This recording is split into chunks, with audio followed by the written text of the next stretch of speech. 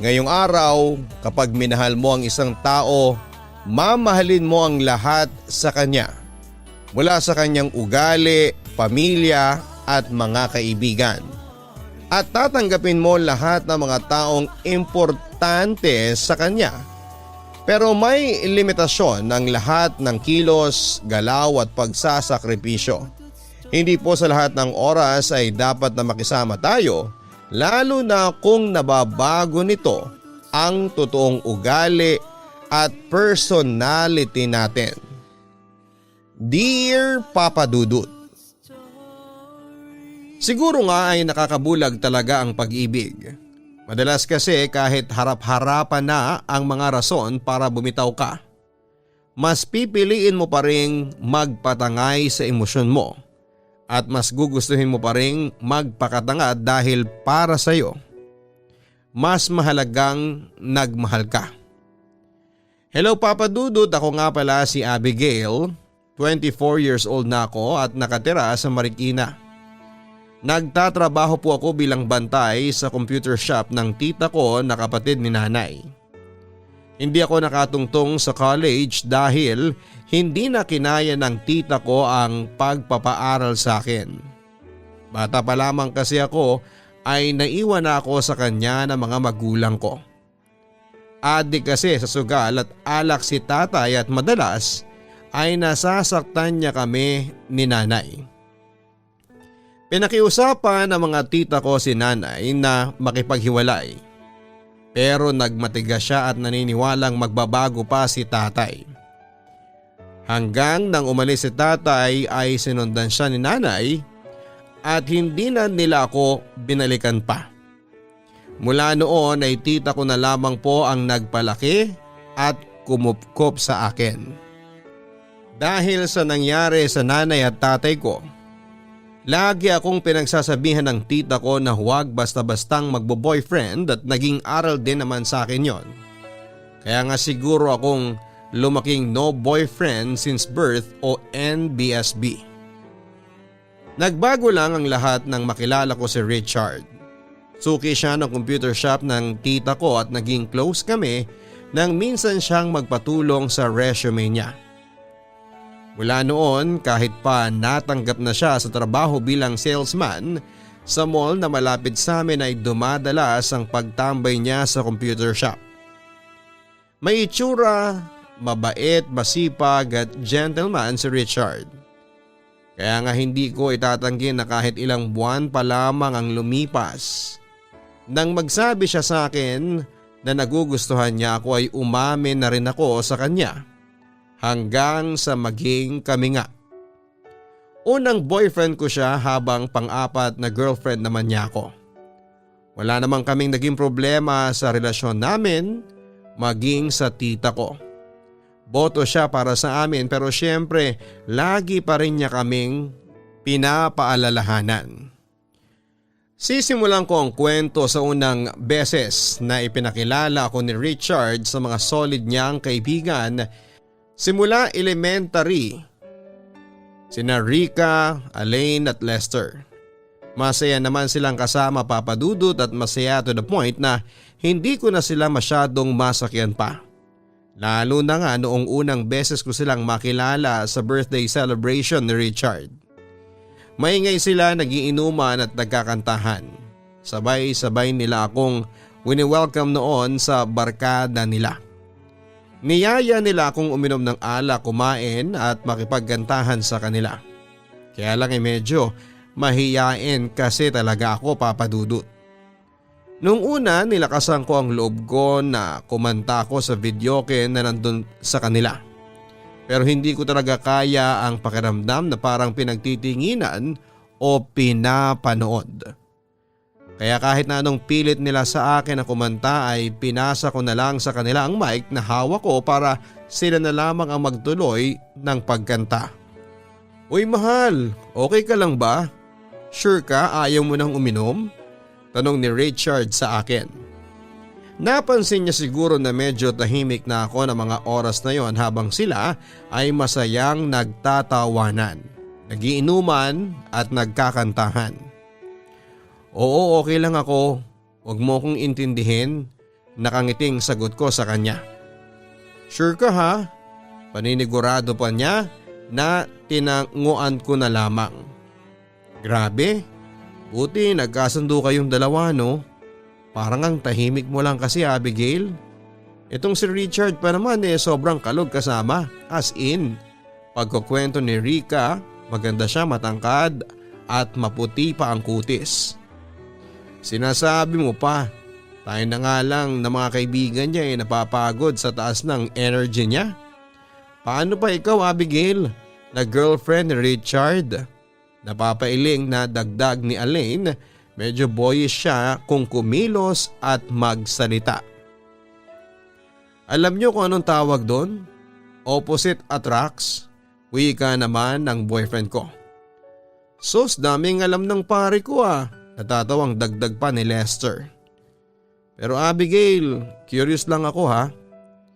Kapag kayo ba ni Richard ang magkasama ganito rin siya kagulo at kaingay? Tanong ni Elaine. Sakto lang naman, tipid pero nakangiting sagot ko. Kitams, bait-baitan talaga yung si Richard sa harap ng girlfriend niya. Natatawang saad pa ni Elaine. Mga baliw, ang dami niyong napapansin. Natatawang sabi naman ng boyfriend ko. Etong si Abigail, isang tanong isang sagot lang palagi. Naiingayan at naguguluhan ka ba kay Richard ngayon? O sa aming lahat? Natatawang tanong naman ni Rica. Ha? Hindi naman, ayos lang. Ang saya niyo nga sagot ko habang pinipilit ko ang sarili ko na matawa. Paano ba yan? Masaya raw tayo, kaya cheers! Ang wika pa ni Elaine.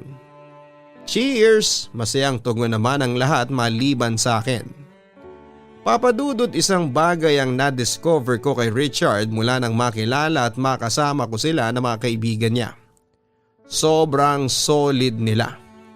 Nagpapatawa at nangungulit din naman si Richard kapag kami lang dalawa. Pero nang nakita ko sila ng mga tropa niya noong birthday niya, iba noong ko lang nakita yung kulit at saya na yon sa kanya. Hindi ko itatanggi na nararamdaman ko yung bahagyang disappointment sa akin ng mga kaibigan niya dahil sa pagiging KJ ko noong gabi na yon. Pero wala hindi ko talaga kayang sabayan ng energy at trip nila. Pero sinubukan ko namang bumawi sa mga sumunod naming pagkikita. Pinilit kong makibagay at sumakay sa kanila kahit na ang totoo, hindi ko gusto ang mga trip nila. Gusto ko kasing mapatunayan sa kanila na kahit may pagkatahimik ako hindi naman ako boring kasama at bagay kami ni Richard. Gusto kong maging in sa kanilang lahat at maging parte rin ng barkada ng lalaking mahal ko. Uy Rica, Elaine, kayo pala yan. Anong ginagawa niyo dito sa amin? Gulat na bati ko nang mapagbuksan ko sila ng pinto. Ay, hindi mo pa rin ba nababasa yung message ko sa iyo? Nag-chat ako sa iyo kanina na pupuntahan ka namin ngayon. Sagot naman ni Rica. Naku sorry, hindi pa ako nag-o-online Pasensya na ha, bakit anong meron? Nagtatakang tanong ko ulit. Wala naman kasi kaming usapan na magkikita at wala ring text sa akin si Richard. Nagulat talaga ako sa pagdating nila. Day off mo ngayon, hindi ba? Yayayain ka sana naming magtiyanggi Sagot naman ni Elaine. Ha? Nagtatakang saad ko pa. Bukas na kasi yung tiyanggi sa bayan, girl. Dati pa naming planong mamili ng mga bagong damit ni Elaine. Tapos inaabangan talaga namin to. Kanina naisip ka namin kaya sabi namin mas okay kung sumama ka para mas marami rin tayo. Nakangiting dagdag pa ni Rica. Ganun ba? Nasabi ko na lang kasi wala ako sa mood umalis ng bahay noon. Actually, hindi talaga ako mahilig umalis ng bahay kapag walang pasok sa trabaho. Oo at naipagpaalam ka na rin namin kay Richard. Kaya huwag kang mag-alala ha. So magpalit ka na ng damit at hihintayin ka namin. Ang wika pa ni Rica. Naku, teka lang ha. May asikasuhin kasi kami ng tita ko ngayon eh. Saka may iba ng pinaglaanan yung pera ko pagtanggi ko sa kanila. Hindi naman tayo gagastos ng bongga, ano ka ba? Siyempre, nagtitipid din kami ni Alain. Hindi lang talaga halata, natatawang sabi pa ni Rika. Hindi ko pa naman din kasi kailangan ng bagong damit. Pagdadahilan ko pa. Ano ka ba? Hindi tayo dapat nagkukulong sa kung ano lang ang mga kailangan natin. Walang masama kung minsan, maisipan mo rin bumili ng gusto mo, no? Pinaghirapan mo naman yung pera mo. So bakit hindi mo ilibre ang sarili mo?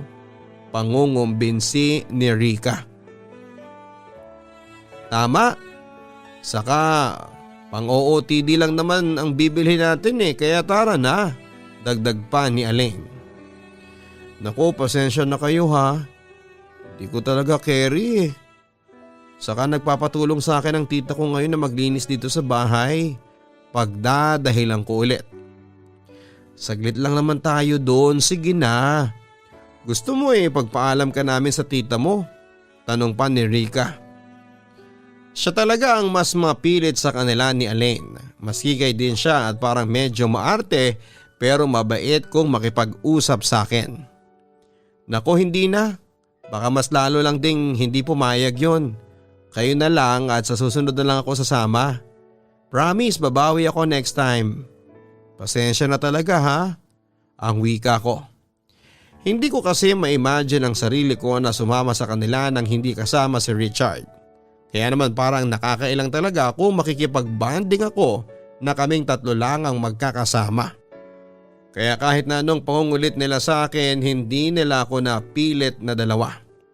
Hindi rin kasi ako mahilig mamasyal, lumabas ng bahay o mamili ng mga bagong damit lalo na kung hindi naman kailangan.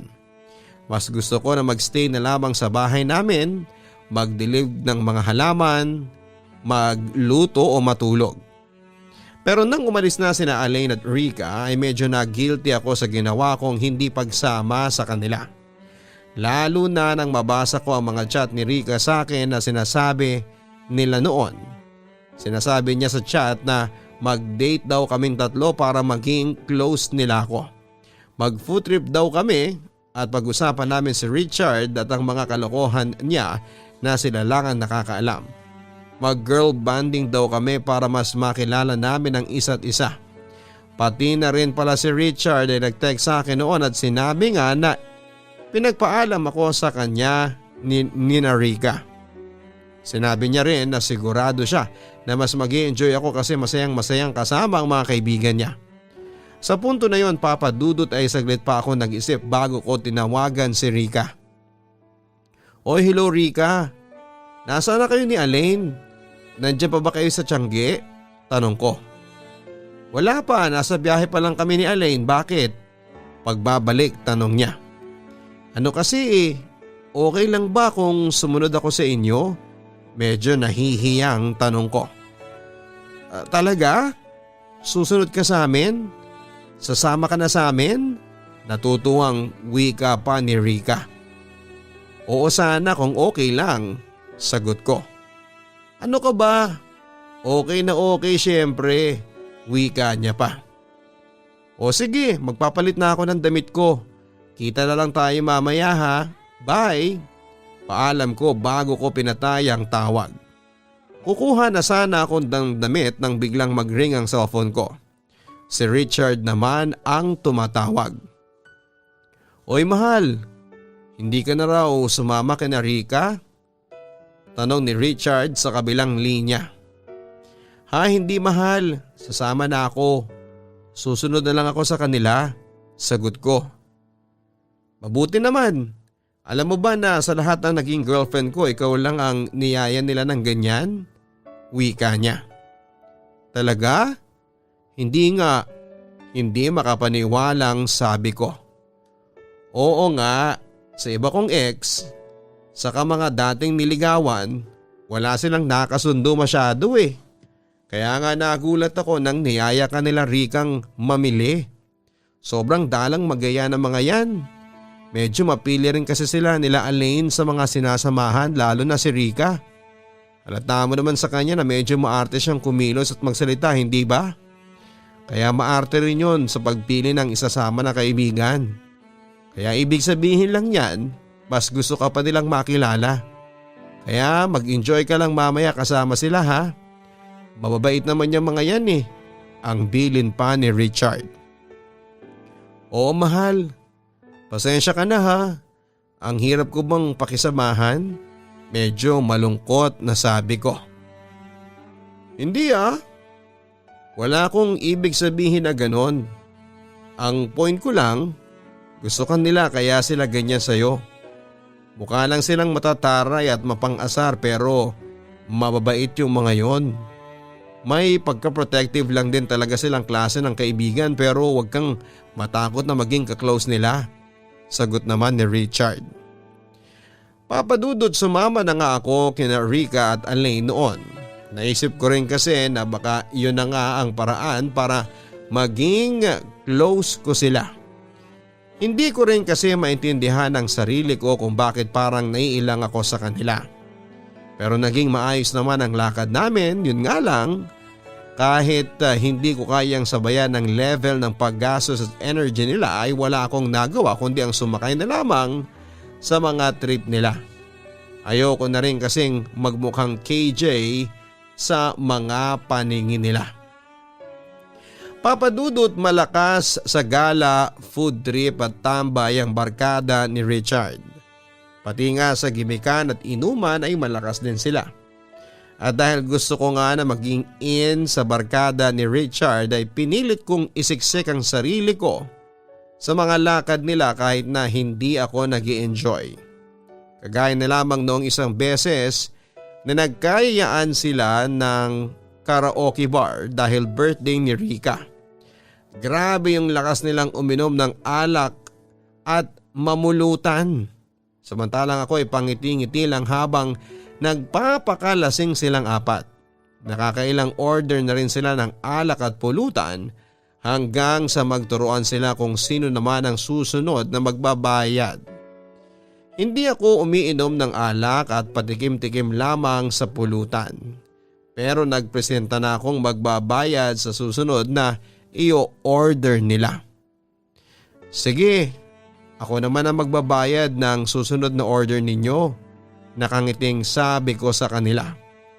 Sabay-sabay silang napatingin sa akin. Hala, sure ka Abigail? May regalo ka na nga sa akin tapos gagastos ka pa ngayon? Ang wika pa ni Rika. Oo naman Ngayon nga lang ako makakapag-ambag Ano bang gusto ninyong i-order? Tanong ko. Ayun, taray ni Abigail, mukhang maraming pera Ang wika pa ni Elaine.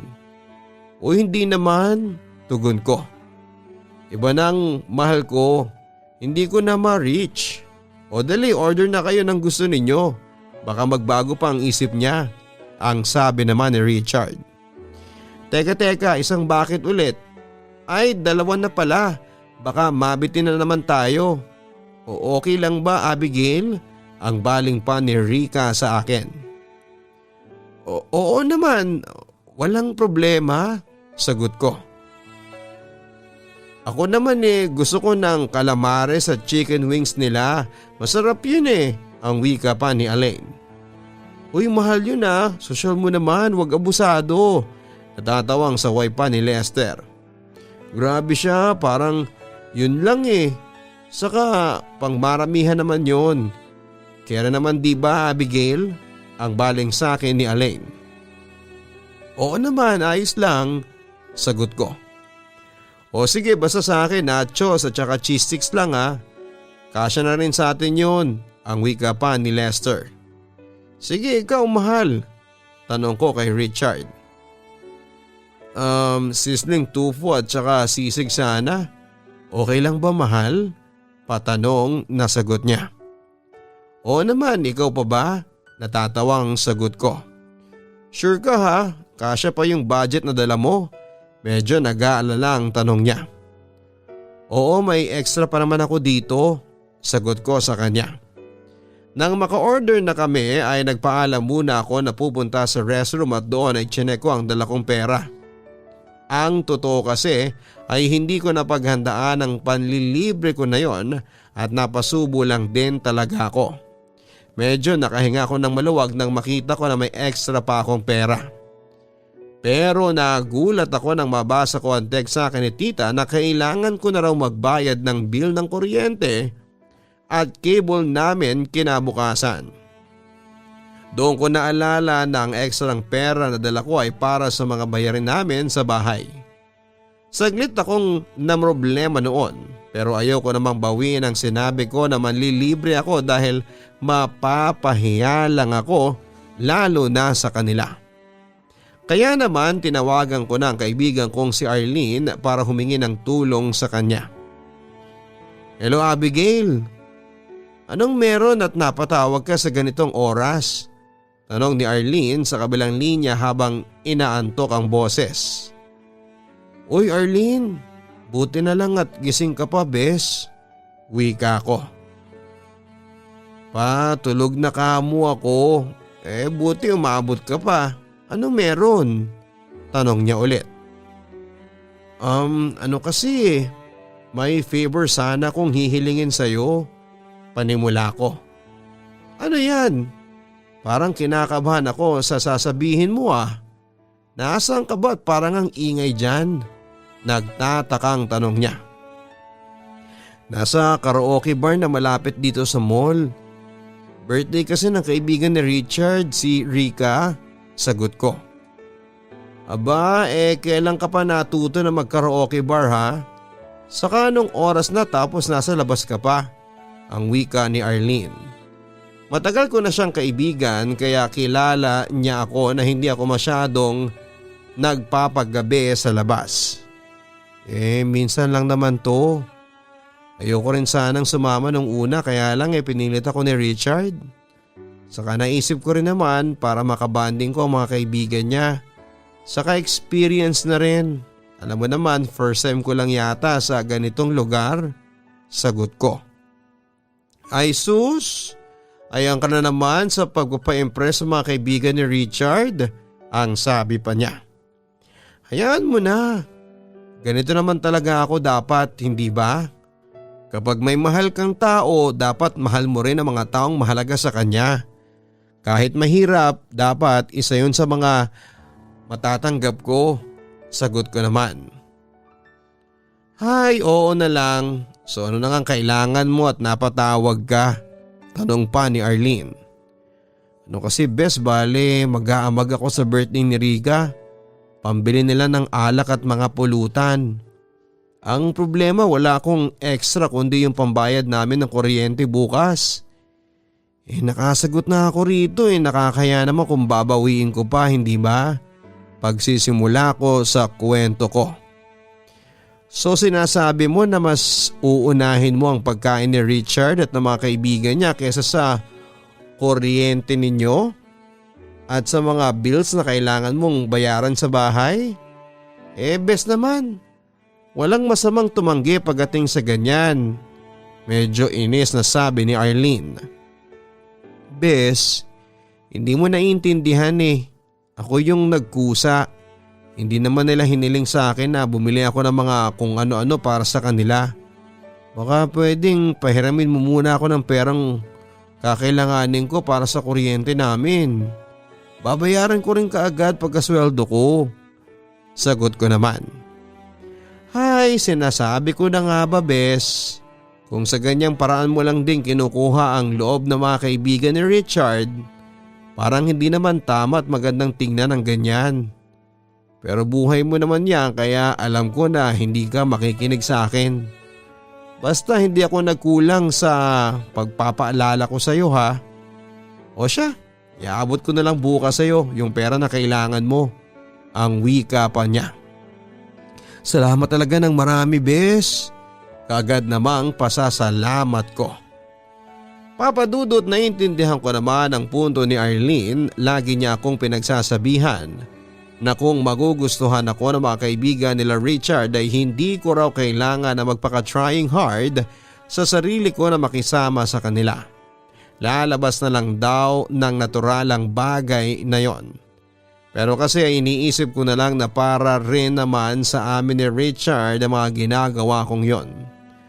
Alam ko at ramdam ko kasi kung gaano kaimportante sa kanya sila Rika, Elaine at Lester.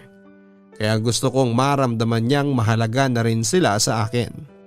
Ang sabi nga nila kapag minahal mo ang isang tao, automatic na package mo silang tatanggapin.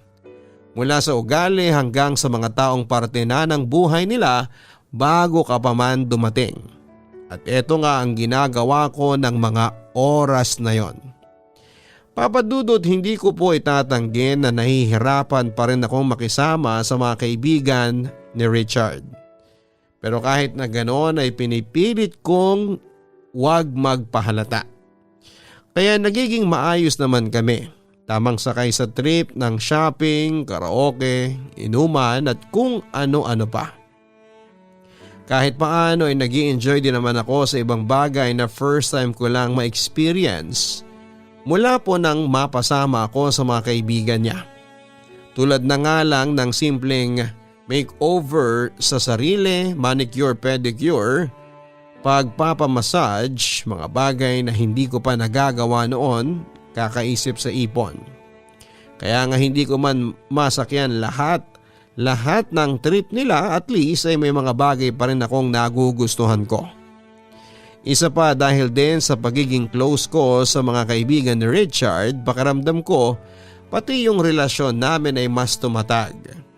Mas nagtitiwala siya sa akin dahil sa naipapakita ko sa mga kaibigan niya.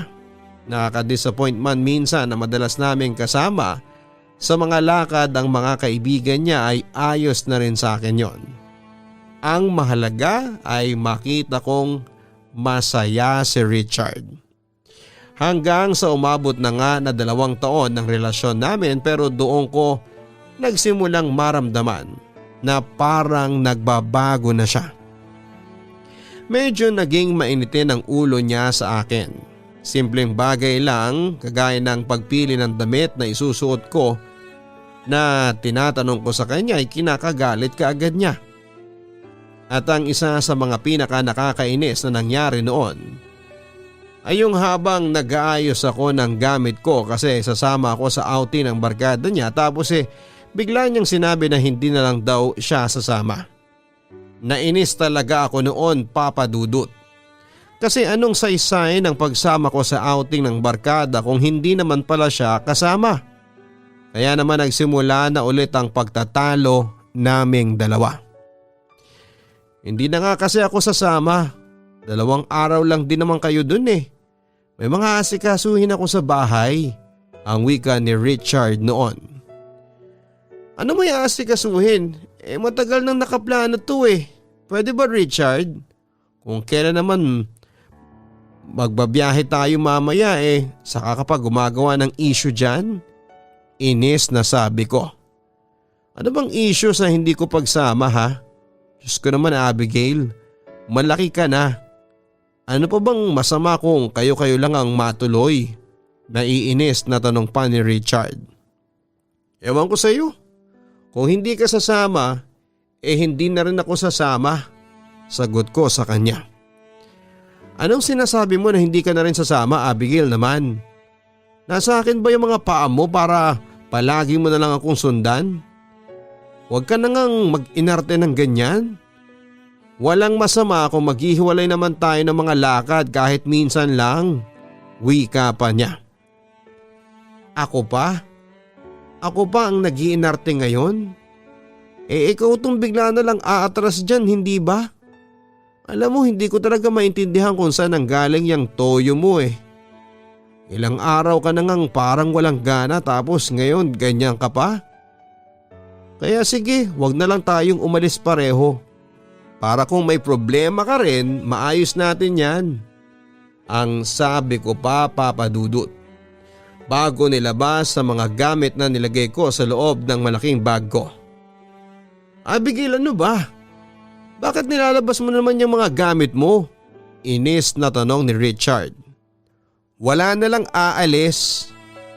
Wag na tayong sumama pareho. Pagmamaktol ko. Diyos ko naman eh. Napakaisip bata mo. Leche. Sige na, sasama na. Sasama na. Ayusin mo na yung mga gamit mo. Bulyaw niya sa akin bago siya tumayo mula sa sofa. Natuloy na sumama si Richard sa lakad ng barkada pero buong biyahe siyang tahimik na nagse-cellphone lamang. Kapag nakikipagtawanan ako sa mga kaibigan niya ay hindi siya nakikisali. Pinaparamdam niya na wala talaga siya sa mood sumama at mag-outing ng araw na yon. Kaya naman nang makarating na kami sa Zambales ay nagkulong lang talaga siya sa kwarto na inupahan namin. Richard, hinahanap ka nila sa labas. Tara na doon. Anyaya ko sa kanya pero hindi niya ako pinansin at patuloy lang sa paglalaro sa hawak niyang cellphone. Uy, ano ba? Kakain na eh. Tara na, sabi sa labas. Medyo inis na sabi ko. Wala akong gana. Kumain kayo kung kakain kayo. Iwanan mo na ako dito. Ang sabi niya na hindi man lang inalis ang tingin sa cellphone niya. Lintik na cellphone yan? Bulya ko sa kanya bago ko hinampas ang cellphone niya na dahilan para bumagsak yon sa may sahig. Anak ng… Ano bang problema mo, Abigail? Gusto mo bang sirain ang cellphone ko? Galit na sabi niya sa akin. Ikaw yata ang may problema. Sumama ka nga rito pero wala ka namang inatupag mula sa biyahe hanggang sa makarating tayo dito kundi puro cellphone? Ano, magkukulong ka na lang ba talaga dito sa kwarto? Sigaw ko sa kanya. Pinipilit mo akong sumama dito tapos sisigawan mo ko ng ganyan? Sinabi ko na nga kasing maiwan na lang ako, hindi ba? Tapos ngayon magagalit ka ng ganyan? Sagot naman niya. Sinong hindi magagalit sa mga ginagawa mo? Hindi na kita maintindihan. Mag-iisang linggo ka ng ganyan. Ang lamig-lamig mo sa akin. Iniisip ko na baka pagod ka lang sa trabaho. Pero hindi eh. Kahit na anong gawin ko, parang wala lang sayo. Hindi ko na napigilang sabihin sa kanya, Papa Dudut. Ang tagal ko ng issue yon pero palagi niyang iniiwasan na pag-usapan. Palagi niyang sinasabi na wala kaming problema na dalawa kahit ramdam ko na meron na. Ano bang gusto mong gawin ko? Lambingin ka lagi?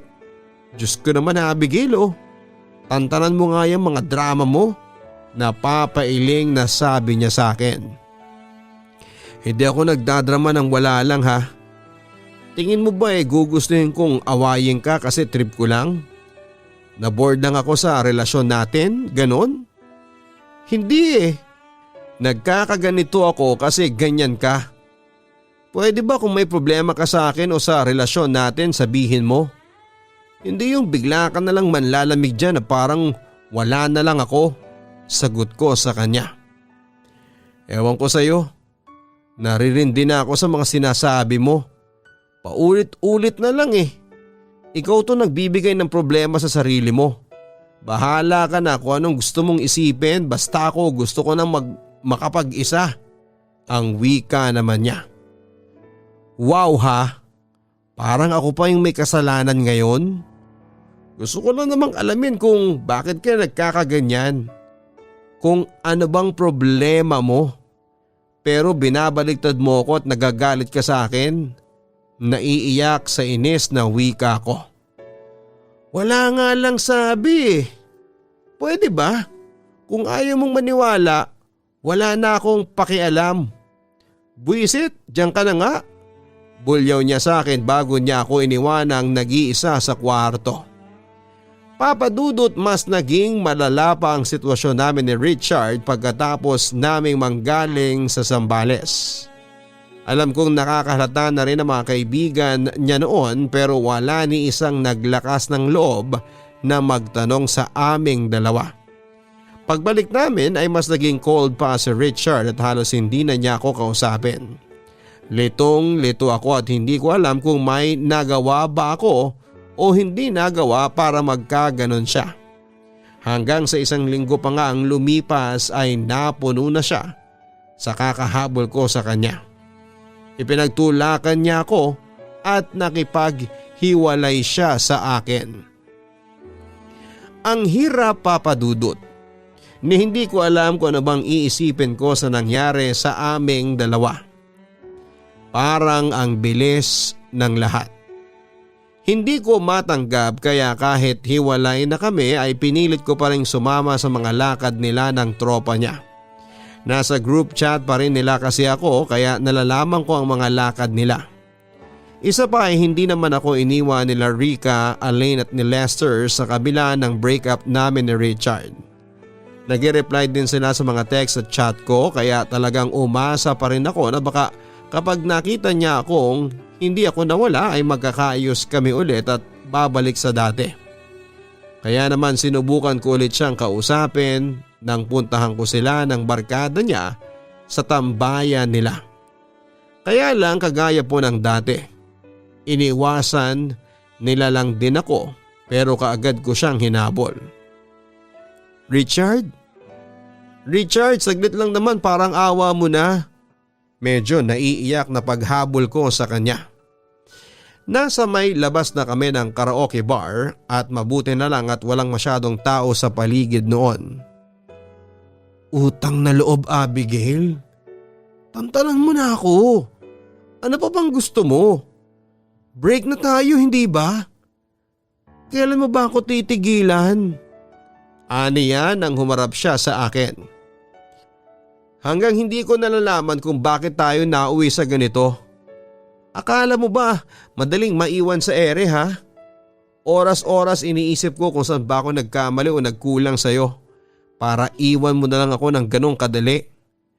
Naghihintay ako ng sorry at paliwanag sa'yo pero ano? Wala akong mapala sa'yo. Medyo naiiyak na wika ko.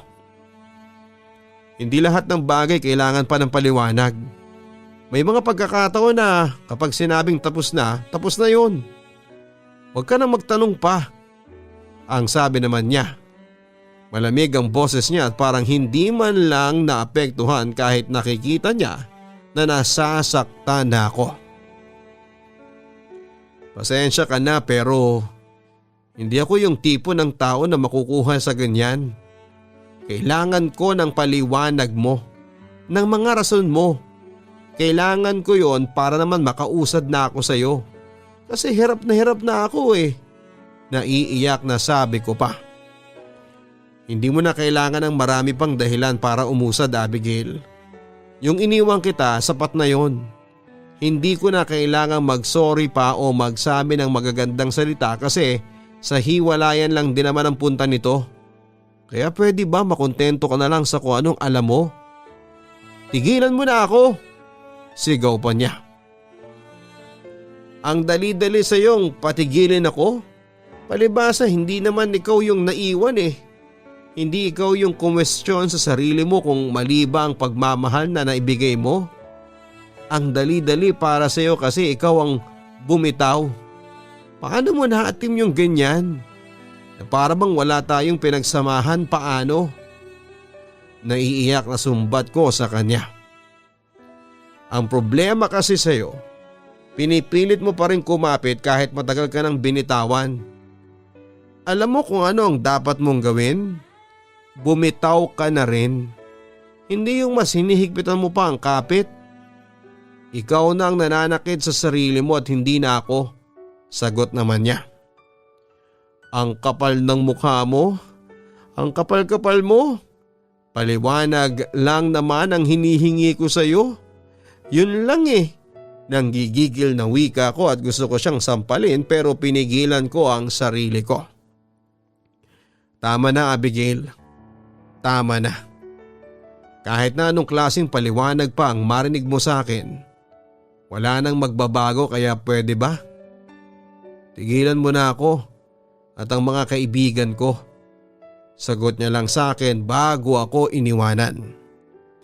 Saglit pa akong nag-iiyak sa kinakatayuan ko, Papa Dudut, nang naisip kong dapat ko ba siyang sundan kahit pinagtatabuyan na niya ako. Dapat pa ba akong magmakaawa sa kanya? Dapat umuwi na lang ako at sa bahay na umiyak o bumalik sa mga kaibigan ni Richard na hindi ko alam kung kaibigan din ba ang turing sa akin.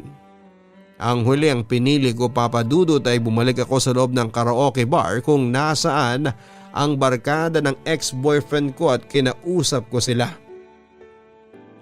Pwede bang magtanong? Medyo nagpipigil ng iyak na tanong ko. Sige lang, si Elaine ang sumagot. Iniiwasan niyo na rin ba ako dahil wala na kami ni Richard? Hindi na ba ako pwedeng sumama sa inyo? Tanong ko habang tumutulo na ang luha ko. Saglit silang nagtahimik at nagtinginan. Nagpapakiramdaman kung sino sa kanila ang sasagot sa tanong ko. Hanggang si Rika nang nagsimulang magsalita. Hindi naman siguro, Abigail, ang wika pa ni Rika. Oo nga, syempre parang naging kaibigan ka na rin namin. Kung ano man ang nangyari sa inyo ni Richard, labas na kami doon. Dugtong ni Elaine bago si Nico ang katabing si Lester. Oo nga, yun nga lang tatapatin kita kasi medyo nakakailang na rin minsan. Kasi syempre alam mo na, Abigail, eto naman opinyon ko lang. Hindi naman sa ayaw ka na naming makasama pa. O kung ano man. Pero kasi hindi ba mas mahihirapan ka mag-move on kung lagi ka pa rin nakalapit sa mga tao o bagay na magpapaalala sa iyo kay Richard? Isa pa, tanggapin na natin yung katotohanan na syempre hindi na kayo pwedeng magsama ulit kahit nandito kami kasi siguradong awkward na yon. Mahabang litanya pa ni Lester. Naiintindihan ko naman. Sorry. Nahihirapan lang talaga ako. Sagot ko bago ako nagpunas ng luha. Okay lang. Naiintindihan ka rin naman namin. Naawang sabi ni Elaine. Alam mo, payo ng kapwang babae lang ha. Hayaan mo na si Richard. Marami pa namang iba dyan. Ang payo pa ni Rika. Alam ko naman yun pero hindi ko lang kasi matanggap. Ang bilis-bilis. Hindi ko maintindihan ang nangyari. Wala ba siyang naikwento sa inyo? Na baka may ibang babae siya? O kung ano pa man na dahilan kung bakit bigla na lang siyang nakipaghiwalay sa akin? Seryoso ang tanong ko sa kanila habang isa-isa silang tinitignan. Ha? Wala Wala siyang nababanggit sa amin. Si Lester ang sumagot. Oo nga, medyo malihim din kasi ang lalaki na yun Dugtong pa ni Elaine. Huwag mo na sigurong alamin yung mga dahilan. Hindi na rin yun mahalaga. Ang isipin mo lang kung paano ka ba makakausad sa kanya. Ang wika naman ni Rika. Ang hirap kasi. Mahal na mahal ko pa rin siya. At dahil iniwan niya ako nang walang dahilang ibinigay sa akin, hindi ko mapigilang hindi umasa na baka nalilito lang siya o may problema. Hindi ko na alam. Ang hirap-hirap, ang sakit-sakit. Naiiyak na sabi ko naman sa kanila. Papadudod, sa kabila ng mga nangyari ay hindi pa rin ako tumigil sa paghabol kay Richard. Nang nalaman nga ng tita ko ang nangyari sa akin ay nagagalit siya sa ginawa ko. Na huwag na raw sana ako magmana ng katangahan sa nanay ko. Na pilit isinisiksik ang sarili sa taong hindi naman deserving. Wala ang hirap pigilan ng sarili kapag nandun ka sa sitwasyon. Kahit gaano ko kagustong tumakas sa sakit, si Richard at si Richard pa rin ang naiisip ko. Kahit na ilang beses pa niya akong itaboy, pinipilit kong kayanin makita ko lamang siya. Hindi nagtagal ay parang nagsawa na rin siya sa pagkataboy niya sa akin tuwing pinupuntahan ko silang magkakaibigan. Kahit todo iwas pa rin siya, nabubuhayan pa rin ang loob ko. Na isang araw ay lalambot ulit ang puso niya para sa akin. Kaya naman palagi akong gumagawa ng paraan para mapuntahan ang mga lakad o gimmick nila ng barkada niya. Ay, sa wakas nakarating din kila Rika. Buti na lang talaga at malapit lang ang bahay nila sa amin. Saan kaya sila? Wala sila sa likod bahay, sa loob siguro nagiinuman. Bulong ko nang makarating ako sa bahay ni Rika. Nakita ko kasi sa Facebook story ni Elaine na may inuman silang magbabarkada sa bahay ni Rika. Buti na lang at hindi ako nahirapang pumunta kaagad doon. Saglit pa ako naglakad-lakad nang makarinig ako ng mga sigawan mula sa loob ng bahay. Ay na! Magkikis na sila! Boses yun ni Elaine at Lester mula sa loob ng bahay. Ano yun? Bakit may kiss akong naririnig? Nagtatakang bulong ko bago ako nagpatuloy sa paglalakad. Hanggang sa dahan-dahan ko nang binuksan ang pinto sa bahay ni Rika. Nandun na silang apat sa sala, nakatalikod mula sa kinakatuyuan ko sina Elaine at Lester. Samantalang ngayon sina Richard at Rika magkalapit ang mga labi nila sa isa't isa. Kaagad na nangilid ang mga luha ko sa mga mata. Ang puso ko papadudot ay parang bigla na lang sasabog sa matinding sakit na nararamdaman nito. At ang mga binti ko ay nagsimula na ring mangatog. Sobrang sakit sa pakiramdam, papadudot. Uy, sobra na yan, tama na, inggit na kami ni Elaine dito. Natatawang saway pa ni Lester. Ang tamis naman masyado nun, babe. Nakangiting wika pa ni Rika. Sorry babe, hindi ko na kasi napigilan ng sarili ko. Tugon naman ni Richard na bigla nang napalingon sa akin. Abigail? Sambit niya. Sabay-sabay silang apat na napalingon sa akin at napatayo. Ano yung nakita ko? Bakit kayo naghahalikan ni Rika? At bakit mo siya tinatawag na babe? Ano to? Pigil ang mga luha at galit na tanong ko. Ano naman bang ginagawa mo rito sa bahay ko? Si Rika ang nagtanong. Bakas ang inis sa boses niya. Sagutin ninyo ang tanong ko. Anong meron? Bakit kayo naghahalikan ng ex ko, Rika? Magkaibigan lang kayo, hindi ba? Magkaibigan lang kayo. Naiiyak na sigaw ko nang makalapit na sa kanilang apat.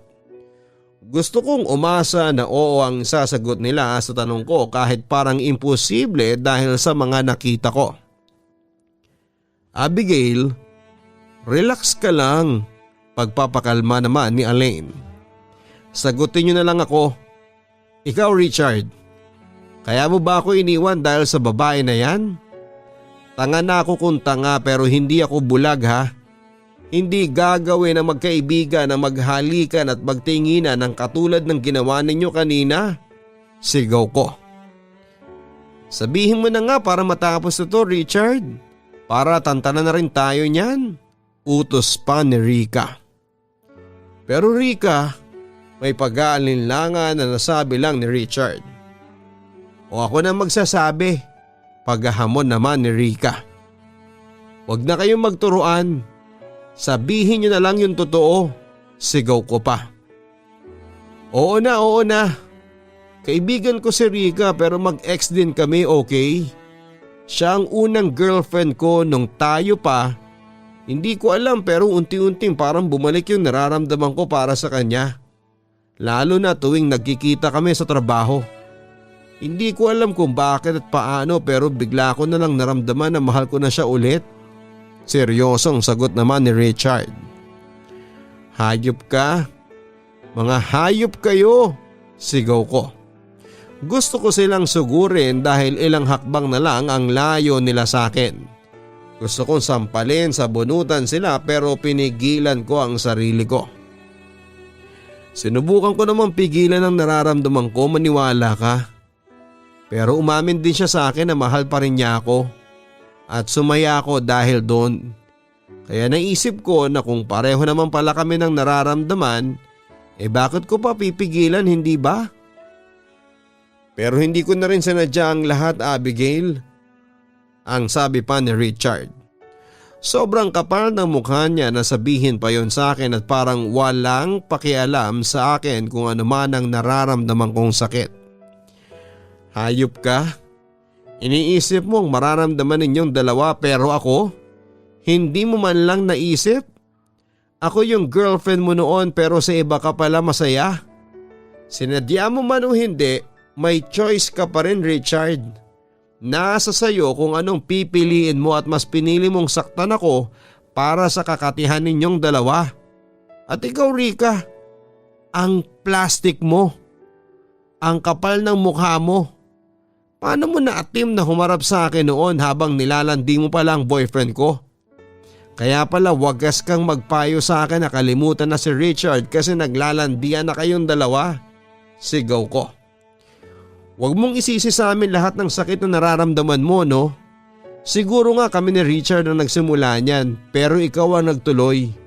Choice mo ring magpakatanga, girl. Walang pumilit sa'yo na isiksik ang sarili mo kay Richard. Lalo na sa barkada namin. Pagtataray pa ni Rika. Kahit na. Anong klase kang babae, ha? Anong klaseng mga tao kayo? Kayo, Alain at Lester. Alam nyo rin ba to? Alam nyo rin ba ang lahat ng ito? Ang baling ko kina Alain at Lester. Sorry, Abigail. Tanging nasabi ni Lester. Sorry? Alam nyo ba kung gaano kasakit ng ginawa nyo sa akin? Hindi lang isa pero 4 kayo ng loko sa akin. Pinagkaisahan nyo kong lahat. Ang saya sa inyo ba nakitang kita ninyo ang katanghan ko mula noon hanggang ngayon? Ang saya sa inyo ba? Lahat ng pakikisama ginawa ko naman sa inyo. Itinuring ko kayong mga kaibigan tapos eto ang gagawin nyo sa akin? Anong klaseng mga tao kayo? May konsensya ba kayo? Mga konsentidor kayo, mga manluloko kayo, ang sasama ninyo. Sumbat ko sa kanila. Siguro naman ngayon titigilan mo na kami pagkatapos ng mga nalaman mo. Gusto mo ng dahilan at paliwanag, hindi ba? Ngayong nakita mo na ang lahat, ayos na ba? Kakalimutan mo na ba si Richard?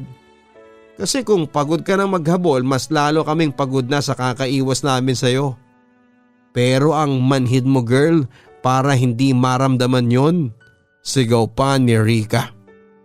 Doon ko na hindi napigilan ang sarili ko na sugurin siya kasunod ang isang malakas na sampal sa pagmumukha niya. Abigail! Sigaw ni Richard pero hindi niya ako nagawang lapitan nang umatras ako sa kanila. Alam ko mukha na ako nagwawalang tigre dahil sa galit sa mukha at wala na akong pakialam pa kung ano man ang gusto nilang isipin sa akin. Ano? Gusto niyo kong pagtulungan? Sige lang. Bagay nga kayong magkakaibigan, pare-pareho kayong mga manluloko. Pare-pareho kayo. Sana dumating din ang karma ninyong 4. Mga wala kayong kwenta. Sana dumating ang araw na maramdaman ninyo na doble ang sakit na naramdaman ko ngayon dahil sa ginawa ninyo. Sigaw ko sa kanila bago ako umalis sa harapan ng 4 na manlolokong nakilala ko. Papadudot masakit na ang maiwan pero may sasakit pa ba sa napagtulungan at pinagkaisahan? Sobrang sama ng loob ko sa mga nalaman ko. Pero ayos na rin siguro dahil kung hindi ko nalaman yon baka patuloy akong nagpapakatanga hanggang sa ngayon. Hindi ko naisip na darating sa puntong sabay akong maluloko ng ilang tao para sa iisang kadahilanan. Siguro nga kasalanan ko rin pero bakit sobra naman ang balik? Nagmahal lang naman ako pero bakit ganito yung kapalit? Ang hirap-hirap, Papadudot. Sana pala hindi ko na lang ginawa lahat ng nagawa ko noon. Pero wala kahit na anong pagsisisi pa ang gawin ko, wala na ring saysay. Kailangan ko na lang matuto sa nangyari na mas maging maingat sa mga taong darating sa buhay ko. Mula nga noon, Papa Dudut, ay iniwasan ko ng tuluyan sila Richard. Blinak ko na sila hindi lang sa social media accounts kung hindi sa buhay ko mismo. Na-realize ko na walang puwang ang mga taong tulad nila sa buhay ko.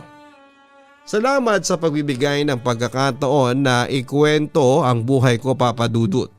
Sana kahit papaano ay naka-inspire at nakapagbigay aral ito sa lahat ng mga ka-online na nakikinig ngayon at naway maging silbing babala sa inyo.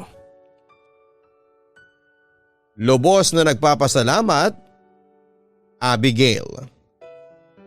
Hindi po madaling makisama sa ibang tao lalo na kung may iba silang mga trip sa buhay na hindi mo trip gawin. Magkakaiba naman kasi tayo ng mga gustong gawin ng personalidad at mga bagay na hindi po ginagawa. Kaya kung alam nating napipilitan na lamang tayong makisama ay umiwas tayo bago pa man tayo tuluyan na masaktan. Again, salamat Abigail sa pagbabahagi mo nitong kwento mo. Ang lungkot lang kasi kahit anong pakikisama ang ginawa mo sa ex-boyfriend mo at mga barkada niya ay pinagkaisahan kanila at nagawang saktan sa bandang huli. Na para bang hindi nila pinahalagahan ang mga oras na ibinigay mo sa kanilang lahat. At sa huli ikaw lang ang nasaktan sa kanilang lahat. Lahat ng sakit ay palaging may kapalit na saya. Life is unfair, sabi nga nila. But God is always fair sa lahat, kaya alam kong babalik sa iyo ang mga kabutihan na ginawa mo sa ibang tao. Nasaktan ka man ng panahon na yon ay naniniwala ako na darating ang oras na ikaw naman ang magiging masaya. Hanggang sa muli, ako po si Papa Dudut. Don't forget to like, share and subscribe sa inyong Papa Dudut Stories. Maraming salamat po. Ang buhay ay mahiwaga, laging may lungkot at saya. Sa Papa Dudut Stories, laging may karamay ka.